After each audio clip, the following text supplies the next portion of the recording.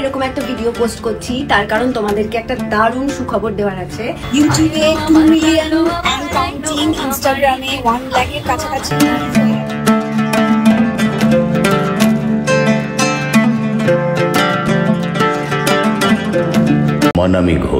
মনামি ঘোষ হলেন একজন ভারতীয় বাংলা চলচ্চিত্র এবং টেলিভিশন অভিনেত্রী, যার কেরিয়ার প্রায় 2 দশকের। তিনি বেশ কয়েকটি টেলিভিশন সিরিয়ালে অভিনয় করেছেন, যার মধ্যে 2009 সালের ইটিভি বাংলা সিরিয়াল বিন্নি ধানের খোয়াই উল্লেখযোগ্য।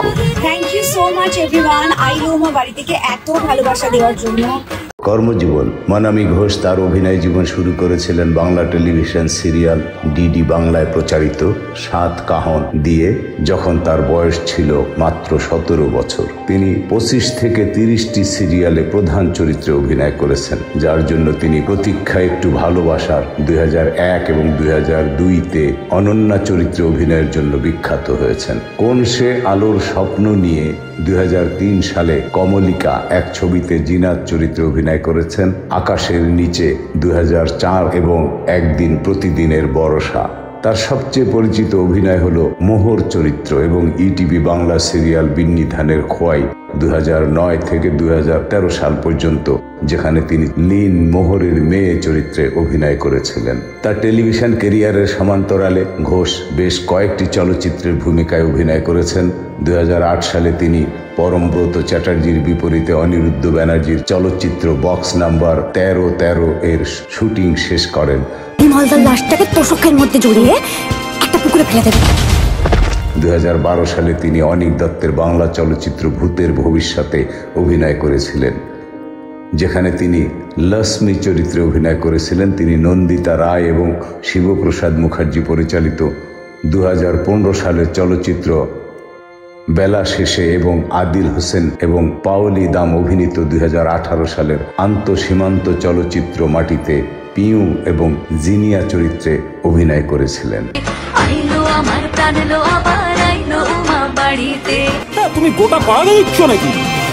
মনামি ঘোষ আরও বাংলা টেলিভিশন সিরিয়ালে দেখা যায়, যেমন 2013 সালের ইটিভি বাংলা সিরিজ হিয়ার মাঝে, যেটির একই ইউনিট বিন্নি ধানের খোয়াইতে নিযুক্ত ছিল। শোতে তার চরিত্রটি ছিল ভ্রমর ওরফে কুরানি। তার সহ অভিনেতা ছিলেন বাদশাহ মৈত্র। তারপরে তিনি সাধক, বামা খেপায় এবং আমলকিতে হাজির হন এবং 2015 সালে স্টার জলসা নাটক সিরিজ পুন্নি পুকুরে কঙ্কাবতী ব্যানার্জি ওরফে কাঙ্কন চরিত্রে অভিনয় করেন। 2018 সালে তিনি স্টার জলসাতে ইরাবতীর চুপ কথা সিরিয়ালে ইরাবতী মিত্র চরিত্রে অভিনয় শুরু করেন। ব্যক্তিগত জীবন: টলিউডে এখন বিয়ের মরশুমেই তো গত বছর 7 পাকে বাধা পড়লেন অভিনেত্রী রিয়া সেন। আর মাত্র 10 দিন আগে রাজ শুভশ্রীর এলাহি বিয়ের সাক্ষী থেকেছে গোটা টলিউড। এবার 7 পাকে বাধা পড়তে চলেছেন টলিউডের কিউটি পাই মনামি ঘোষ। জোর কল্পনা সোশ্যাল মিডিয়ায়, আসলে কি সত্য? পরনে ঘিয়ে জমি আর লাল পাড়ের জমকালো বেনারসি, এক গা গহনা, কপালে সিঁদুর, চন্দন, খোপায় জুয়ের মালা আর মাথায় শোলার মুকুট, একেবারে কনের সাজে হাজির মনামি ঘোষ।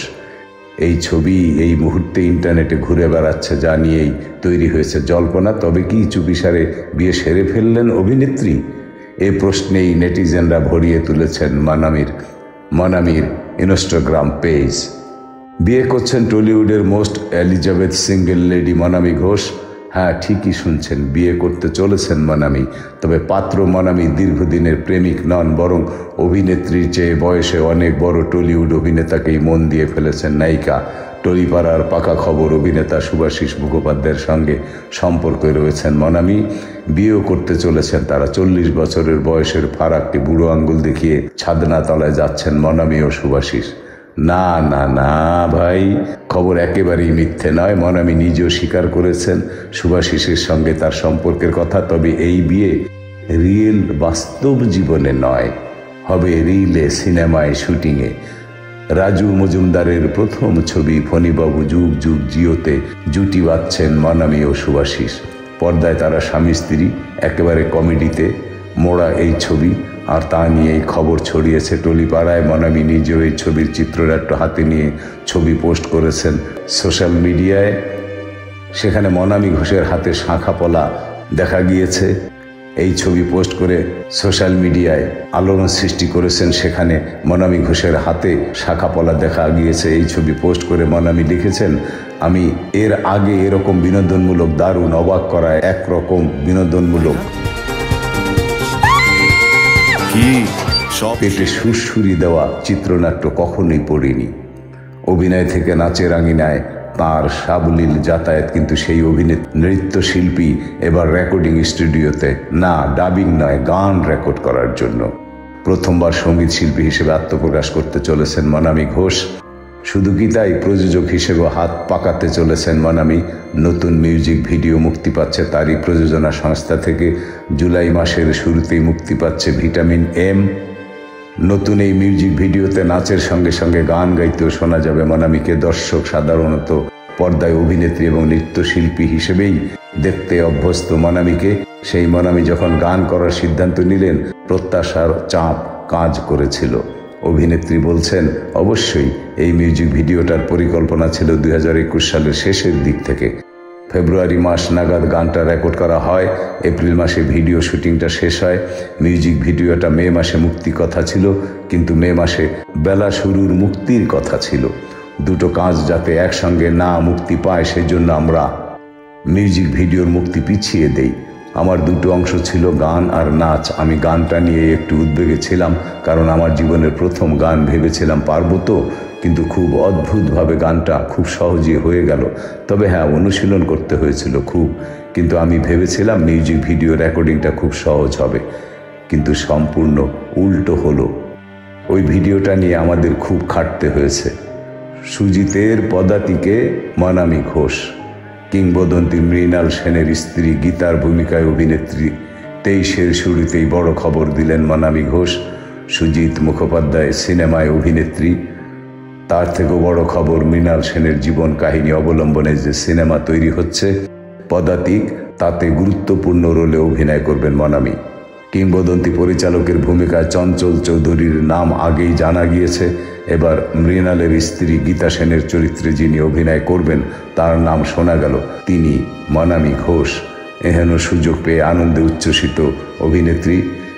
মৃণাল সেনের স্ত্রী গীতা সেনের ভূমিকায় অভিনয় করার সুযোগ যে কোনো অভিনেত্রীর কাছেই বড় পাওনা। উপরন্তু প্রজেক্টে চঞ্চল চৌধুরী ও সৃজিত মুখোপাধ্যায়ের মতো দুটো বড় নাম। অতঃপর মনামির অভিনয় কেরিয়ারে যে নিঃসন্দেহে তার গুরুত্বপূর্ণ মাইল ফলক বলাই বাহুল্য। ইতিমধ্যেই লুক সেট হয়ে গিয়েছে মনামির। চেহারার গড়নই তাকে এমন সুবর্ণ সুযোগ করিয়ে দিল।